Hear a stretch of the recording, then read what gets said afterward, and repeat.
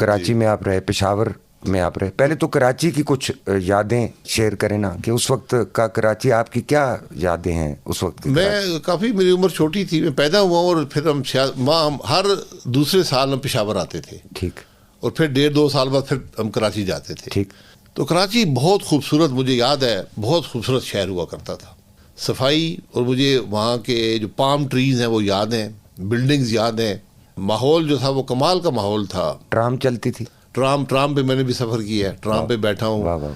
जू होता था, उसको ज़माने में गांधी गार्डन कहते थे, बाद में जिन्ना गार्डन बन गया। ठीक ठीक ठीक। सिनेमाज होते थे, ये एक बिल्डिंग थी, उसके अंदर 3 सिनेमे थे जो मेरे ख्याल एशिया में कहीं भी नहीं थे। बेम्बिनो, स्काला और लिरिक, 3 सिनेमे, 3 डिफरेंट साइज के थे। बड़ा नाम ले लिया आपने, बेम्बिनो। ये जरदारी साहब वाला बेम्बिनो? तो जरदारी साहब के वालिद साहब सिनेमे चलाते थे। अच्छा। तो हम जब भी आते थे, मेरे वालिद साहब की उनसे दोस्ती थी।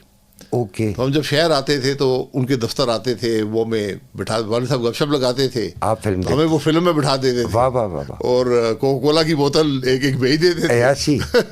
अच्छा, वेरी गुड। तो कौन सी फिल्में याद है सर उस जमाने की? मुझे उस जमाने में एक तो होती थी नजर, एक होते थे नजर, एक्टर बजाइया बहुत। हाँ, he was a legend। और कभी कभी सिनेमा नहीं भी चल रहा होता था, शो नहीं होता था, आपके लिए तो वो चलवा देते थे और हम वो, और कुछ इंग्लिश फिल्म, कॉबॉय शॉबॉय, कभी कार्टून लगा देते थे। अच्छा, गुड।